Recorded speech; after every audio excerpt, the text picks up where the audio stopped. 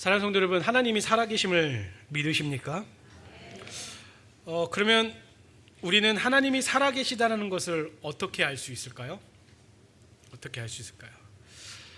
사실 이 제한적인 육신이 있잖아요. 이 육신을 가진 우리에게 있어서 무언가의 존재를 확인하는 가장 확실한 방법, 이것이 실제로 존재한다, 이것이 정말로 있다라는 것을 알게 하고 확신하게 하는 가장 확실한 방법은 우리의 육신의 눈으로 보면 됩니다. 보면 돼요. 보면 됩니다. 저에게는 부모님이 있습니다. 아무리 저희 부모님에 대해서 그분들의 성격에 대해서, 외모에 대해서 아무리 설명을 하더라도, 예를 들어서 다음 주에 저희 부모님이 오면 더 확실해지시겠죠. 이처럼 우리는 보는 거에 확신을 가지게 됩니다. 그래서 우리는 내 눈으로 보기 전에는 못 믿겠다, 이런 말을 하기도 하고, 혹은 반대로 이런 말도 합니다. 보고도 못 믿겠다 라는 말을 하는 이유가 거기 있습니다. 그만큼 보는 것 혹은 보이는 것으로 대표되는 직접적인 경험이 우리에게서는 굉장히 중요한 역할을 하게 된다는 것이죠. 바로 백문이 불여일견이라는 말처럼 아무리 논리적으로 설명이 된다 해도 눈으로 직접 보는 것에 더 확신을 가질 수밖에 없게 된다는 것이죠. 그런데 문제가 있습니다. 어떤 문제가 있냐? 문제라기보다도 우리의 연약함 때문에, 우리의 한정된 육신 때문에 우리가 좀 가려져 있는 것들이 있어요. 그게 뭐냐면, 하나님은 영이십니다. 하나님은 영이시기 때문에 우리가 무슨 수를 써도 우리의 이 육신의 눈이 있잖아요. 이 육신의 눈으로는 하나님을 볼 수가 있을까요? 없을까요? 없습니다. 없어요. 그리고 볼 수 없는 것뿐만 아니라 우리의 힘과 감각 있잖아요. 우리의 힘과 감각으로는 하나님을 알 수도 찾을 수도 없습니다. 간단히 말해서 우리 편에서 하나님을 알 수 있는 방법은 없습니다. 우리 피조물의 입장에서는 하나님을 알 수 있는 방법이 사실은 없어요. 하지만 감사하게도 하나님은 그런 우리를 어둠 속에 내버려 두지 아니하셨다라는 것이죠. 바로 우리를 하나님께서 찾아오신 겁니다. 하나님이 우리를 찾아오심으로 우리에게 멀게 계셨던 그 하나님께서 우리에게 가까이 다가오신 거예요. 그렇다면 하나님은 이렇게 우리를 찾아오시며 어떻게 우리를 찾아오시며 어떻게 자신을 우리에게 드러내 보이실까요? 가장 먼저 하나님께서 우리에게 자신의 살아계심과 자신이 어떠한 하나님이신 걸 드러낸 방법이 무엇이었냐? 로마서 1장 20절에서 이렇게 말합니다. 로마서 1장 20절에서 이렇게 기록합니다. 창세로부터 그의 보이지 아니하는 것들, 곧 그의 영원하신 능력과 신성이 그가 만드신 만물에 분명히 보여 알려졌나니 그러므로 그들이 핑계하지 못할지니라. 그렇습니다. 창조주 하나님께서 만드신 모든 것들이 하나님에 대해서 우리에게 말씀해 주신다라는 것이죠. 제가 매번 말씀드리지만 저는 하루에 태양이 뜨고 지는 게 그렇게 신기합니다. 신기하죠?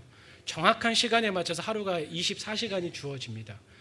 단 1분 1초의 어긋남 없이 똑같은 속도로 모든 우주가 움직이고 돌아가고 있기 때문에 우리가 이렇게 살아가고 있는 거예요. 우리 이 지구라는 게 우주에 떠 있잖아요. 신기하지 않습니까? 떠 있는 거가? 저는 지구가 우주에 떠 있는 것도 신기하고, 그 지구가 태양으로부터 단 1km, 단 1m도 가까워지지도 멀어지지도 않는다는 게 신기해요. 과학자들이 말하잖아요. 조금만 가까워지면 우리는 다 타 죽고 조금만 멀어지면 다 얼어 죽는다라고 말을 해요. 근데 몇천 년, 인간이 과학을 발견해서 그 지구 밖의 상황을 관찰한 이후부터 얼마의 시간이 걸린지 모르겠지만 그 시간 동안 단 1mm도 움직이지 않았다라는 거 너무 신기합니다. 하나님께서는 그렇게 세상을 주관하시고 우리 입으로 깨닫게 하세요. 오늘 날씨 굉장히 덥죠? 신기해요. 어떻게 날씨가 이렇게 변하지? 우리가 이제 양력을 세지만 음력으로는 모든 계절의 변화가 동일합니다. 제가 분명히 말씀드릴까요? 8월 15일 지나면 선선한 바람 불 겁니다. 신기해요. 너무나 신기하다라는 것이죠. 그래서 우리 농사 지시는 분들 저보다 더 잘 알겠지만 그거에 맞춰서 파종을 하시더라고요. 저는 몰랐어요. 배추나 감자나 옥수수나 아무 때나 심으면 아무 때나 나오는 줄 알았습니다. 그래도 제가 서울 사람이라 그걸 몰랐는데 때가 있더라고요. 감자를 심을 때가 있고 옥수수를 심을 때가 있고 그 때에 맞춰 심어야지 그거를 거둘 수 있게 되는 겁니다. 이게 무엇입니까? 하나님께서 창조의 질서를 통해서 우리에게 하나님이 어떠한 하나님인지 우리에게 보여주고 있는 것이죠. 뿐만 아니라 조금 더 직접적으로 우리에게 나타나시고 보여주실 때도 있습니다. 구약 시대에는 우리가 너무나 잘 알고 있는 성막이나 성전을 통해서 그리고 구약의 제사들을 통해서 보여주셨어요. 하나님께 제사 드릴 때 연기가 올라가거나 연기가 가라앉음을 통해서 하나님이 그 제사를 받으시거나 받지 않으시는 것을 알을 통하여서 하나님은 자신을 드러내 보이셨습니다. 또는 어떻습니까? 꿈이나 환상을 통해서 예전에는 말씀을 하셨죠.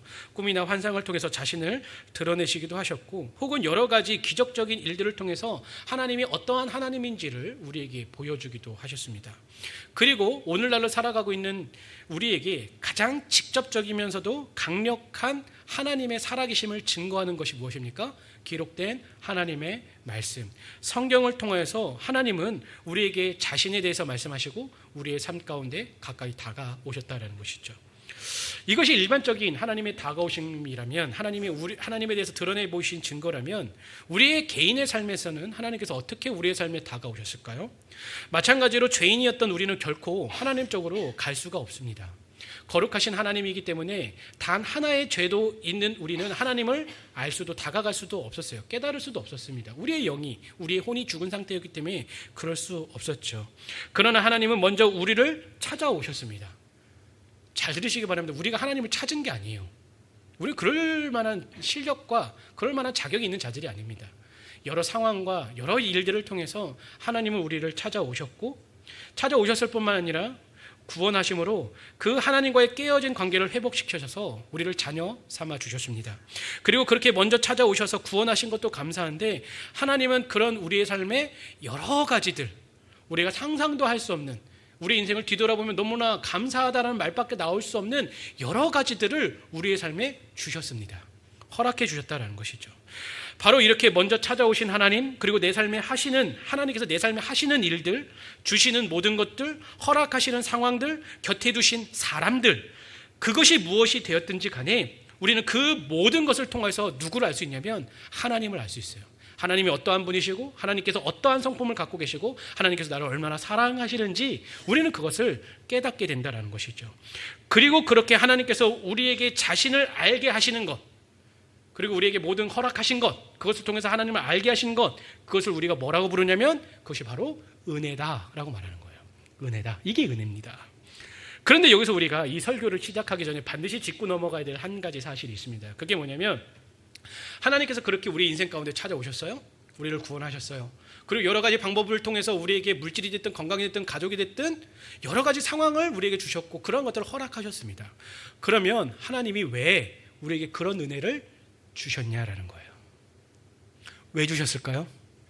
우리 성도님들의 삶이 왜 찾아오셨을까요? 왜 이 복음적인 교회를 만나서 구원받게 하셨을까요? 여러분의 삶에 왜 가족을 허락하셨고 왜 건강을 허락하셨고 왜 물질을 허락하셨을까요? 왜 주셨을까요? 생각해 보셨습니까? 왜 주셨을까요? 우리가 그런 받을 만한 자격이 있어서 줬을까요? 제가 지난 오후 성경 공부 때 잠깐 말씀드렸지만 우리의 인생 가운데서 내가 받을 만한 자격이 있어서 받은 거 한 개라도 말할 수 있다면 없어요. 우리가 받을 만한 자격이 있어서 우리 삶에 받은 게 있냐? 없습니다. 그래서 나중에 나누겠지만 그래서 우리의 삶은 은혜 아니면 살아갈 수가 없는 존재들입니다. 그러면 왜 하나님께서 그러한 것들을 우리에게 허락하셨을까요? 하나님께서 우리의 삶에 다가오시고 그러한 은혜를 허락하신 이유와 목적은 그러한 은혜를 통해서 더 깊이 하나님을 알아가라고 주신 거예요. 나에게 허락하셨던 그 모든 것들 있잖아요. 그 모든 것들을 통해서 하나님을 더 깊이 알아가고 거기서 끝나는 것이 아니라 그렇게 하나님을 알아감으로 하나님께 더 가까이 다가가고 결국에는 더 하나님을 사랑하라고, 더 하나님을 사랑하라고 하나님은 우리에게 그런 것들을 주신 겁니다. 그게 우리의 삶에 찾아오신 하나님, 우리를 구원하신 하나님, 우리의 삶의 모든 것을 허락하신 그 은혜를 허락하신 하나님의 이유와 목적이다라는 것이죠. 그런데 안타까운 사실이 있어요. 그게 뭐냐면 이러한 하나님의 선한 목적, 그 은혜를 주신 그 목적이 오히려 우리의 삶에 있어서 그 은혜를 통해서 하나님께 더 가까이 나가고 더 하나님을 사랑하는 게 하는 것이 아니라 오히려 그러한 것들을 통해서 하나님으로부터 더 멀어지게 할 수도 있다라는 거예요. 그리고 바로 오늘 본문 우리가 함께 나눌 이 사무엘상 4장이 그렇게 그 주신 은혜 때문에, 은혜의 그늘 때문에 하나님부터 멀어지고 실패하는 이스라엘 백성의 모습을 기록하고 있습니다. 그렇다면 하나님이 허락하신 이 귀한 은혜가 더 하나님을 알아가며 더 깊은 믿음과 사랑이 되기 위해서 우리가 무엇을 조심해야 하는지 교훈받고자 합니다. 그래서 이 은혜가 독이 되는 것이 아니라 더 큰 축복의 통로가 되기를 원합니다. 말씀의 제목은 은혜의 그늘에서 벗어나 은혜의 주님을 보라입니다. 첫째로 은혜가 그늘이 되지 않게 조심하십시오. 첫째로 은혜가 그늘이 되지 않게 조심하십시오. 우리가 살아가는 자연 원리를 보면 참 재미있는 사실을 하나를 발견할 수 있습니다. 그게 뭐냐면 태양이 비추잖아요. 태양이 비추는 곳에는 그 빛이 아무리 밝고 아름답고 선명할지라도 그 뒤편에는 뭐가 생기죠? 뭐가 생기죠? 그 빛 뒤에는 그림자, 그렇죠. 그늘이 생길 수밖에 없다라는 것입니다. 그리고 그 빛이 강하면 강할수록, 그 빛이 더 선명하면 선명할수록 그 뒤에 생기는 그림자의 색깔은 더 짙어집니다. 짙어질 수밖에 없어요. 이거는요, 우리의 영적인 삶도 저는 마찬가지라고 생각을 합니다. 하나님께서 우리의 삶에 베푸시는 은혜 너무나 크고 눈부십니다. 우리 성도님들이 그 은혜에 대해서 얼마나, 내가 누리고 있는 것에 대해서 얼마나 감사하고 감격하시는지 모르겠지만 너무나 놀라운 것들이에요. 너무나 감사한 것들이에요. 너무나 아름다운 것들이죠. 하지만 우리가 주의하지 않으면 그 좋은 것들, 그 감격스러운 것들, 그 아름다운 은혜 뒤편에 뭐가 생길 수 있냐면 은혜의 그늘이 생길 수 있다는 거예요. 은혜의 그늘이 우리의 삶에 드리워질 수 있다는 것이죠. 바로 주신 은혜, 하나님께서 주신 은혜에만 눈이 멀어버린 거예요. 그것이 무엇이 됐든지 후에 나누겠지만 그 은혜에만 눈이 멀어서 정작 그 은혜를 주신 하나님, 우리 이걸 잘 구분해야 됩니다. 내가 얻은 은혜랑 그 은혜를 주신 하나님이에요. 이걸 잘 구분해서 생각하셔야 돼요. 바로 주신 은혜에만 눈이 멀어서 정작 그 은혜를 주신 하나님을 잊어버리고 그 은혜를 내 마음대로, 내 유익대로, 내 편한 대로 이용하려는 영적인 그늘이 생겨날 수 있다는 것이죠. 그리고 오늘 본문에 등장하는 이스라엘의 모습이 바로 이 은혜의 그늘에 가려져서 실패를 하는 대표적인 모습입니다. 본문의 내용을 좀 생각해 보면 이스라엘은 지금 블레셋과 전쟁을 하고 있었습니다. 일단 첫 번째 전투를 딱 했어요. 근데 그들이 졌습니다. 처참하게 졌어요. 무려 4,000명이나 되는 군사를 한순간에 잃고 말았습니다. 그렇게 패배한 이스라엘 군사들은 진영으로 돌아오자마자 참 다행히게도 그 원인을 찾기 시작했습니다. 오늘 읽지 않았지만 본문 3절 상반절에서 이렇게 말합니다. 백성이 진영으로 돌아오매 이스라엘 장로들이 이르되 여호와께서 어찌하여 우리에게 오늘 블레셋 사람들 앞에 패하게 하셨는고 라고 말을 합니다. 그렇습니다.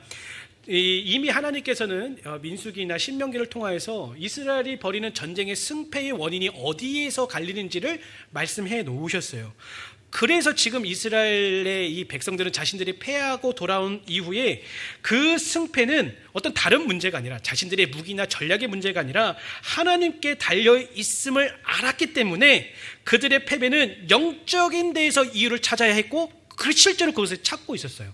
하나님께서 왜? 그러니까 하나님께서 왜 우리를 패하게 하셨냐를 묻잖아요.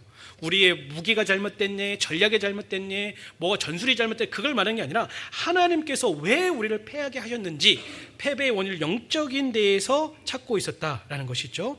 그리고 그들이 패한 이유는 분명했습니다. 이미 하나님께서 말씀하셨던 것처럼 이스라엘이 하나님의 말씀 앞에 불순종했기 때문이에요.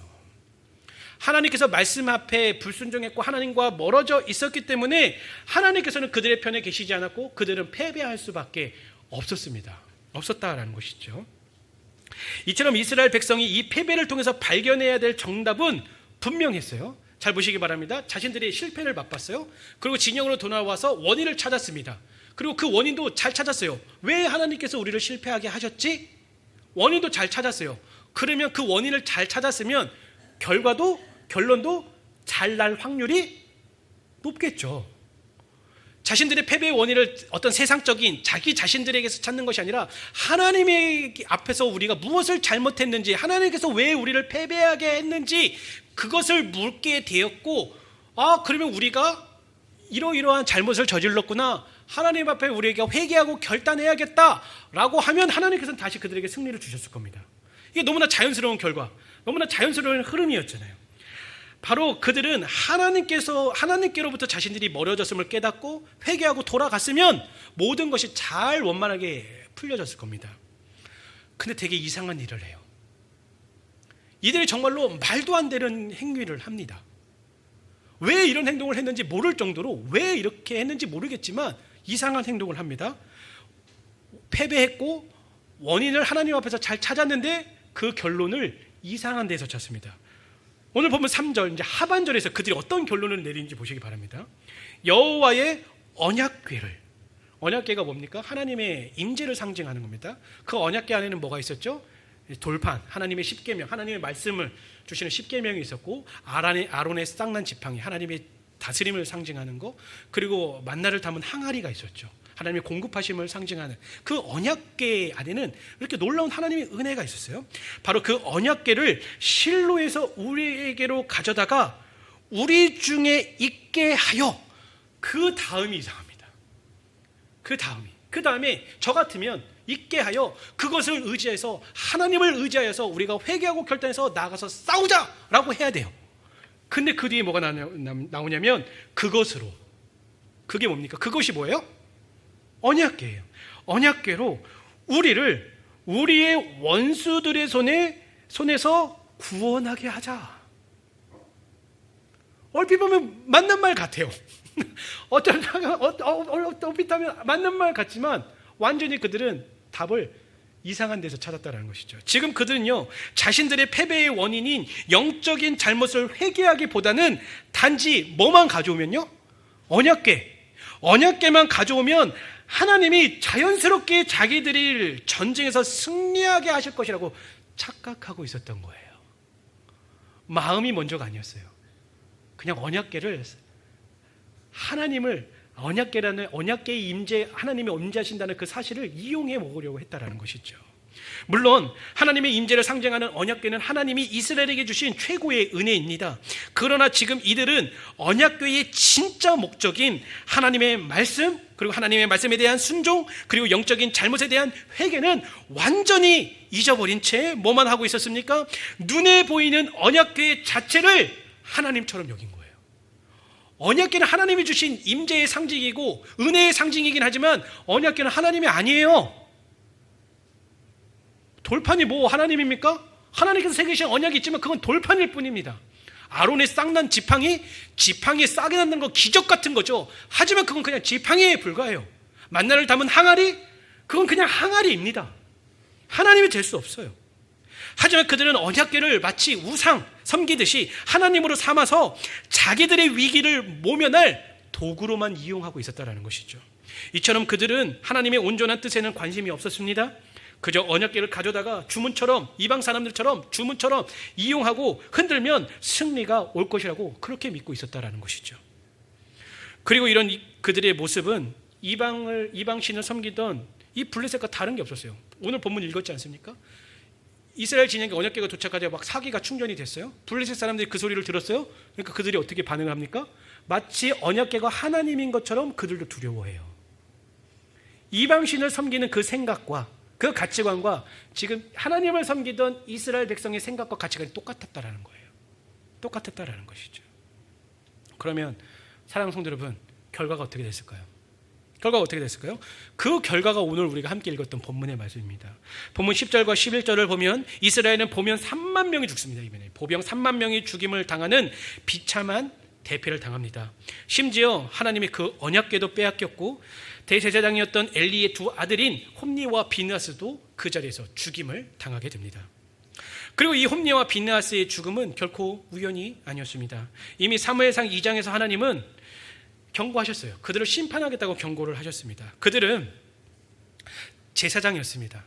하나님의 은혜를, 하나님의 일하심과 하나님의 섭리를 가장 가까이에서 바라보고 누릴 수 있는 은혜의 자리가 제사장들이었어요. 뭐 제사장들이 많았을까요? 그렇게 많지 않았습니다. 12지파 중에 한 지파, 레위 지파에서만 제사장이 하나님을 섬기는 일을 할 수 있었고, 그 제사장은 그 집안대로만 내려올 수밖에 없었어요. 그렇기 때문에 제사장이 되었다? 이건 복이에요. 은혜였어요. 그리고 가장 가까이에서 하나님의 임재하심을 바라볼 수 있었고, 그 언약궤를 가장 가까이서 바라볼 수 있었던 사람들이 이 홈리와 비느하스였습니다. 하지만 그들 역시 자신들의 삶에 주어졌던 그 은혜를 망각한 채 자신들의 원하는 대로 자신들의 유익과 만족을 위해서 사용했어요. 백성들이 갖고 왔던 그 고기를 하나님께 온전히 드리기보다는 자신들의 이득을 위해서 취하고 먹고 즐기는 데에 급급했다라는 것이죠. 바로 그들은 그들의 직분을 자신들의 욕심을 채우는 도구로만 사용하다가 결국엔 은혜의 그늘에 갇혀버려서 이들도 동시에 비참한 끝을 보게 되었다라는 것이죠. 그리고 하나님은요, 당신의 영광을 담은 그 아무리 하나님의 임재를 상징하는 언약궤일지라도 그것이 목적을 잃어버린 자들의 우성이 되었을 때 어떻게 해버리셨습니까? 과감하게 이방을 섬기는 그들에게 넘겨버리셨어요. 이처럼 은혜의 그늘을 살피지 못하고 그것을 도구로만 사용했을 때 그 좋았던 은혜, 얼마나 좋은 도구였습니까? 얼마나 놀라운 것들이었습니까? 그 은혜는 가장 참혹한 심판과 저주가 되어 돌아왔다는 것이죠. 그렇게 사랑하는 성도 여러분, 우리 역시 우리의 삶에 드려진 은혜의 그늘은 없는지 우리는 우리의 삶을 뒤돌아보셔야 돼요. 하나님께서 여러분에게 허락하신 것들 잠잠히 돌아보면 굉장히 많을 겁니다. 그렇다면 사랑하는 성도 여러분, 그 은혜를 통해서 우리 성도님들은 하나님을 만나고 계십니까? 아니면 하나님으로부터 멀어지고 계십니까? 그 하나님께서 허락하신 그 은혜를 통해서 하나님을 더 사랑하는 삶으로 나아가고 계십니까? 그러면 이 은혜가 그늘이 되지 않고 주님께서 은혜를 허락하신 목적대로 더 큰 은혜, 더 주님을 사랑하는 도구가 되기 위해서 어떤 모습이 있어야 될까요? 둘째로 은혜를 통해 더 큰 은혜를 누리십시오. 둘째로 은혜를 통해 더 큰 은혜를 누리십시오. 사랑하는 성도 여러분, 기억하시기 바랍니다. 은혜는 하나님이 아니에요. 분명히 말씀드리지만 은혜는 하나님이 아닙니다. 은혜는 하나님이 아니에요. 하나님께서 은혜로 우리에게 허락하신 것들로 하나님을 더 깊이 알아가고 더 깊이 사랑하며 더 깊은 믿음으로 나아가라고 주신 게 은혜예요. 은혜라는 거예요. 그게 가장 중요한 이유입니다. 그렇기 때문에 하나님께서 내 삶에 허락하신 은혜를 통해서 우리는 발견해야 돼요. 하나님께서 나에게 건강을 주셨으면 하나님 나에게 왜 이 건강을 주셨을까? 하나님에게 나에게 시간을 주셨으면 하나님이 나에게 왜 이 시간을 주셨을까? 하나님이 나에게 가족을 주셨으면 하나님이 나에게 왜 이 가족을 주셨을까? 하나님이 나에게 이 믿음의 공동체를 주셨으면 나에게 왜 이 공동체를 주셨을까? 하나님이 나에게 부족함 없는 물질을 주셨다면 하나님이 나에게 왜 이 물질을 주셨을까? 우리는 그것을 찾아야 되는 거예요. 하나님이 분명히 이것을 통해서 하나님을 더 사랑하고 더 깊은 믿음으로 나아가게 하셨다면 이 은혜를 통해서 우리는 하나님을 바라볼 수 있어야 된다는 것이죠. 바로 우리가 더 큰 은혜를 구하는 것이 아니라 은혜를 통해 하나님께로 더 가까이 나가기 위해서 우리는 노력해야 된다는 겁니다. 그러지 않으면요, 이스라엘 백성들과 같이 어느 순간 은혜만 바라보고 있지 하나님을 바라보지 못해요. 은혜만 바라보고 있지 그것을 주신 하나님에게서 멀어지는 것 같고, 눈에 보이는 가까운 그 은혜가 하나님의 자리를 차지하게 됩니다. 보십시오. 다시 말씀드리지만 언약궤를 중요하게 여기는 것이 잘못되었다고 그 누구도 말할 수 없어요. 말할 수 없습니다. 하지만 눈에 보이는 언약궤가 보이지 않는 하나님의 자리를 차지했을 때, 그리고 그 은혜가 하나님의 뜻과 상관없이 자신들을 돕는, 자신들을 도우기 위한 어떤 수단이 되었고 도구가 되었고 종교적 장식품이 되었을 때 그 좋음은 더 이상 좋음이 되지 않았습니다. 그 은혜는 더 이상 은혜가 되지 않았고 심판이 되었어요. 그래서 사랑하는 성도 여러분, 우리는 특별히 좋은 것들 있잖아요. 좋은 것들, 그리고 우리가 좋아하는 것들에 대해서 하나님의 온전한 목적을 잃어버리고 내 유익만을 위해 그것을 대하고 있지는 않은지 깊이 잠잠히 혹은 겸손히 돌아보셔야 돼요. 정말 돌아보셔야 돼요. 우리는 하나님의 은혜로 살아갑니다. 지금 우리 성도님들이 누리고 있는 그 모든 것이 하나님의 은혜예요. 은혜예요. 그런데 저도 잠잠히 생각해 봤어요. 그런 은혜들 중에 우리가 여러 가지가 있을 거 아니에요? 내가 유독 더 좋아하는 것들이 있더라고요. 다른 것은 없어도 내가 꼭 이것만은 내 삶에 없어지지 않았으면 좋겠어. 다른 거는 모르겠고 이것만 있으면 난 정말로 잘 살 수 있을 것 같아 하는 것들이 있어요. 우리의 삶에 있어요. 있다고요. 그게 다 달라요. 어떤 분이 이거일 수 있고 어떤 분은 저거일 수 있어요. 그런 것들이 있다라는 것이죠. 목사님 무슨 말이 있어요. 먼저요, 가족이 그런 게 될 수가 있습니다. 가족이. 목사님 어떻게 가족이 그렇게 될 수 있어요? 단언컨대 그렇게 될 수 있습니다. 바로 은혜로 허락하신 귀하고 너무나 아름답고 좋은 자녀가 그렇게 될 수 있고요. 남편이 그렇게 될 수 있고 아내가 그렇게 될 수 있고 부모가 그렇게 될 수 있어요. 바로 가족은 가족이어야 되는데 그 가족이 나에게 하나님이 될 수도 있어요. 그 은혜가 하나님의 자리를 차지할 수 있다는 거예요.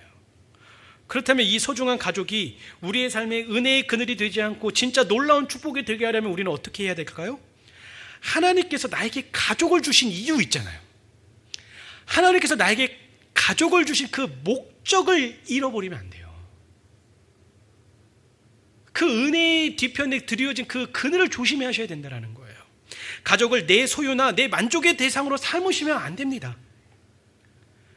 하나님이 내게 맡기신 주님의 사람으로 보셔야 된다는 거예요.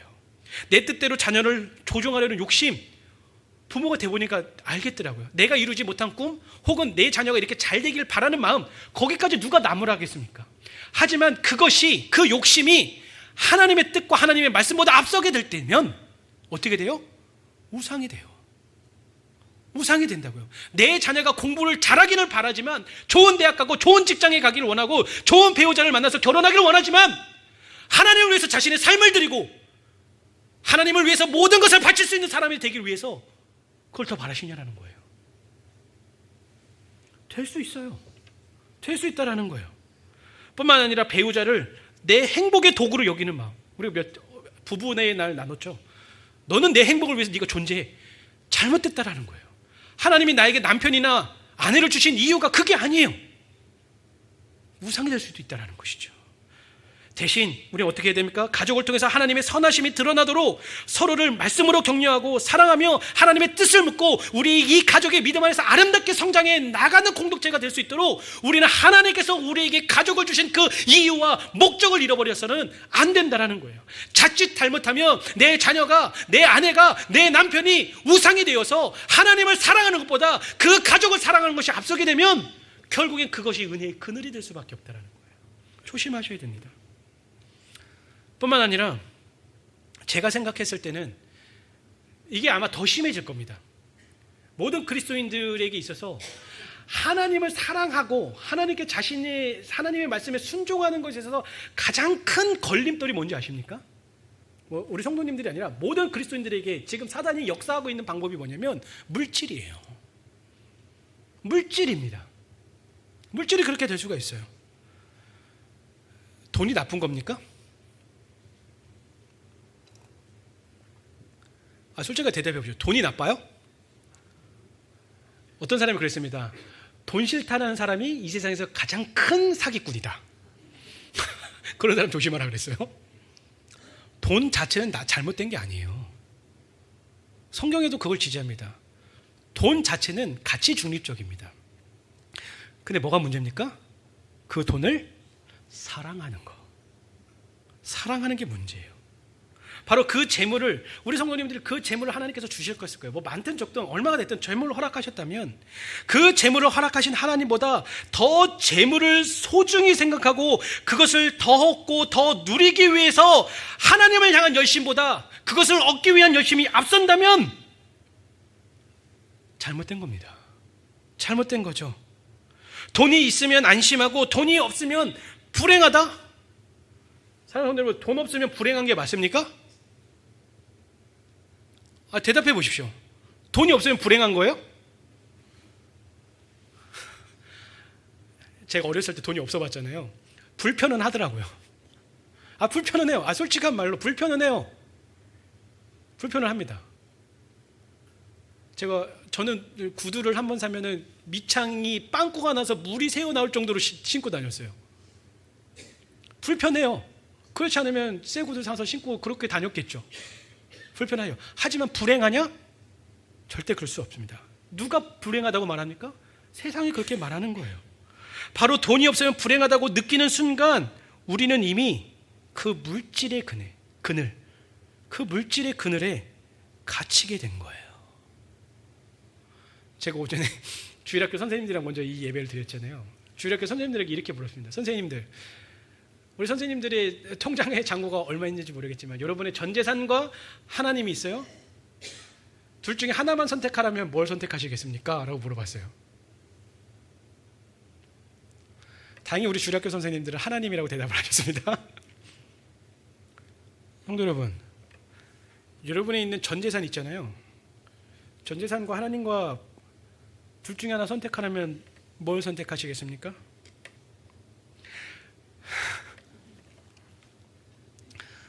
그렇기 때문에 이 재물이 우리의 삶에 진짜 축복이 되게 하려면 이 물질의 주인이 하나님이심을 고백하셔야 돼요. 사도 바울이 그런 말을 했죠. 내가 높은 데도 있어봤고 낮은 데도 있어봤고 부하의 교육도 있고 없어봤다. 그런데 내가 지금 와서 느끼는 가장 중요한 게 뭐냐면 내게 능력 주신 자에서 내가 모든 것을 할 수 있다더라. 중요한 건 높음이냐 낮음이냐 부냐 비나냐 그게 아니라 하나님이 내 삶에 있는 것이다. 하나님이 물질의 주인이심을 고백하며 그 물질을 나만을 위해서 쌓아두는 것이 아니라 하나님의 선한 일과 이웃을 섬기는 일에 아름답게 흘려보내야 된다는 것이죠. 이렇게 하나님이 내 물질과 건강을 물질을 주신 목적에 따라 감사함으로 주님의 일을 위해서 힘써 사용하셔야 돼요. 건강도 마찬가지입니다. 건강을 하나님께서 우리에게 왜 주셨을까요? 물론 이 세상에서 우리가 열심히 나에게 부여된 삶을 잘 살라고 주셨지만 그 또한 건강을 주신 것 또한 하나님의 나라와 영광을 위해서 사용하라고 주신 거예요. 아프실 수 있죠. 병에 걸리실 수 있죠. 하지만 그것을 낫게 하셨다면 은혜잖아요. 아닙니까? 은혜잖아요. 그 은혜를 받았다면 하나님께서 왜 나를 치료하셨을까? 왜 나를 회복하게 하셨을까? 아니면 내가 다른 사람보다 더 건강하고 병에 걸리지 않았다면 하나님께서 왜 나에게 이런 것을 주셨을까? 하나님의 나라의 영광을 위해서 내가 그것을 사용하겠다라는 그러한 목적을 우리가 잃어버리지 않을 때 비로소 우리는 그 인생을 통해서 우리의 삶을 통해서 하나님께 더 가까이 나가고 하나님께 쓰임받는 값진 인생을 나아갈 수 있는 거예요. 뿐만 아니라 교회나 예배 자리가 그런 것이 될 수 있습니다. 매주 드려지는 예배에 참여하기만 하면 잘 살고 있다, 내 믿음이 문제없다라고 착각할 수 있다라는 거예요. 실제로는 예배에 들려지는 말씀에 화답하지도 않고 말씀은 그냥 들려오는데 나는 그냥 그냥 듣는 사람의 입장이에요. 그 말씀을 내 말씀으로 여기지 않는 거예요. 뿐만 아니라 예배의 모든 순서를 통해 진심으로 하나님을 예배하지도 않으면서 그래도 내가 지금 이 11시부터 12시까지 예배가 드려지는 이 자리에 있었으니까 나는 할 거 다 했고 괜찮다라고 생각하고 있다면 이 예배의 자리가 오히려 우상이 되는 겁니다. 위험한 말이겠지만 맞아요. 그렇게 될 수밖에 없어요. 그렇게 예배가 진짜 우리에게 더 큰 축복의 통로가 되게 하려면 우리는 예배의 자리에 나올 때마다 하나님께서 나를 어떠한 은혜로 구원하셨는지 내가 이 예배에 나올 수 있게끔 해주신 그 하나님의 은혜를 기억하면서 감사하고 예배에 반응하셔야 된다는 것이에요. 또한 주일에 교회의 문을 나설 때 내 삶의 현장에서 하나님의 말씀대로 살아가겠다는 그 결단이 있을 때만이 하나님께서 이 예배를 통해서 허락하신 그 은혜가 우리의 삶에도 큰 은혜로 그래서 주님을 더 사랑하는 통로가 되게 된다는 것이죠. 개인의 경건의 생활도 저는 마찬가지라고 생각을 합니다. 그래도 하루에 성경을 읽고 기도했으니까 됐지. 물론 안 하시는 보단 낫겠죠. 하지만 단지 성경을 읽고 기도를 내가 했다라는 것으로 위안 삼지 마시기 바랍니다. 제가 늘 성도님들께 그런 말씀 드리죠. 단 한 구절이라도 읽으십시오. 단 1분이라도 기도하십시오. 그렇게 생각할 수 있어요. 목사님이 한 구절 읽고 1분 기도하라고 했으니까 한 구절 읽고 아멘 됐어. 그러라고 한 거 아니에요. 제 깊은 속뜻을 이해하셔야 됩니다. 단 한 구절의 말씀을 읽더라도 그 말씀에 통해서 하나님께서 나에게 뭐라고 말씀하시는지를 깨달으시라는 거예요. 단 1분을 기도하더라도 하나님과 깊은 교제를 나누시라는 거예요. 그 은혜를 통해서 우리가 하나님을 만나고 교제할 때 그 은혜는 더 큰 은혜로 우리를 인도한다는 것이죠. 이처럼 이러한 것들을 하나님으로 만드는 것이 바로 위선적인 종교 생활이고 율법주의다라는 것이죠. 예수님은 이런 종교인들에게 이사야의 말씀을 통해서 이렇게 말씀하셨습니다.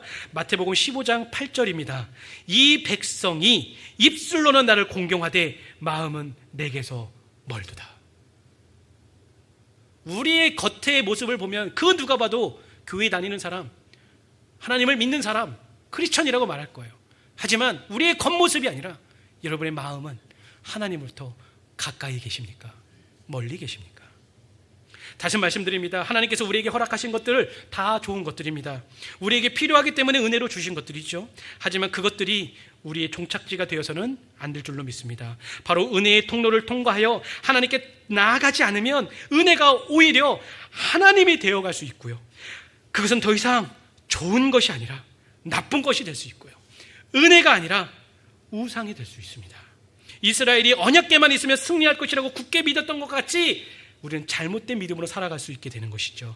그렇게 사랑하는 성도 여러분, 하나님께서 주시는 은혜에 감사하십시오. 그리고 그 은혜를 충분히 누리십시오. 누리지 말라는 거 아니에요. 시간을 주셨으면 시간을 누리시고, 건강을 주셨으면 건강을 누리시고, 물질을 주셨으면 물질을 누리시고, 가정을 주셨으면 가정을 누리시고, 공동체를 주셨으면 공동체를 누리십시오. 그 안에서 행복하게 복되게 살아가시라는 거예요. 누리시기 바랍니다. 하지만 중요한 것만은 잊지 말고 하나님께서 나에게 왜 이것을 주셨는지 그 이유만은 잊지 말자는 거예요. 하나님께서 나에게 넘치도록 주신 은혜가 있다면 그 모든 것을 통해 하나님의 선하심과 신실하심을 바라보십시오. 그리고 그 은혜를 통해서 나에게 무엇을 말씀하시는지, 그것들을 통해서 나에게 무엇을 요구하시는지, 무엇을 하기를 원하시는지 알고 깨닫고 순종하기 위해서 노력하시기 바랍니다. 그래서 나에게 이러한 한량없는 은혜를 주신 주님을 위해 이렇게 아무런 자격 없는 나였지만 신실하게 인도하시고 채우시는 그 은혜를 허락하신 하나님을 바라보며 하나님을 더 사랑하는 삶으로 나아갈 수 있는 우리가 되기를 간절히 바라겠습니다. 그럴 때 하나님께서 내 삶에 허락하신 좋은 것은 더 좋은 것이 될 거예요. 그 은혜는 더 큰 은혜로 우리에게 부어질 겁니다. 그리고 그것을 통해서 우리는 하나님을 더 사랑하게 될 줄로 믿습니다. 비록 육신의 눈으로는 하나님을 보지 못해도 하나님께서 주시는 그 은혜 안에서 매일같이 하나님을 바라보십시오. 그래서 더욱더 하나님을 사랑하고 더욱더 하나님을 믿는 믿음 안에서 온전한 삶으로 나아가는 우리가 되기를 간절히 바라겠습니다.